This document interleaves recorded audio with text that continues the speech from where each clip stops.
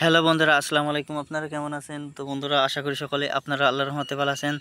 তো বন্ধুরা, আজকে আমি খুবই গুরুত্বপূর্ণ একটি ভিডিও নিয়ে আপনাদের মাঝে হাজির হয়েছি।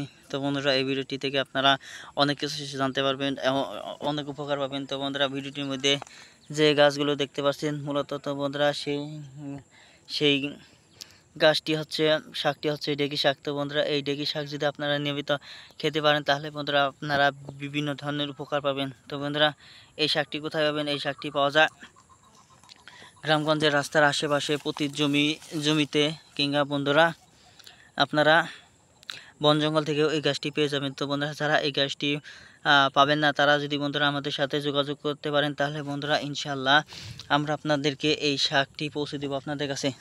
তো বন্ধুরা, আপনারা এই শাকটি পাওয়ার পর বন্ধুরা কী করবেন? তো বন্ধুরা, আপনার সাথে সাথে যে কোনো সময় না খেয়ে বন্ধুরা সকালবেলা খালি পেট সকালবেলা খাবেন ভাজি করে, এবং কি বন্ধুরা রাত্রিকালে অর্থাৎ সন্ধ্যাকালে খাবেন একবার ভাজি করে। তো বন্ধুরা, এরকমভাবে নিয়মিত যদি আপনারা খেতে পারেন তাহলে বন্ধুরা কিন্তু আপনারা উপকার পাবেনই। তো বন্ধুরা, যারা এই শাকটি খেয়েছে তাদের কিন্তু মুখে রুচি ফিরে এসেছে।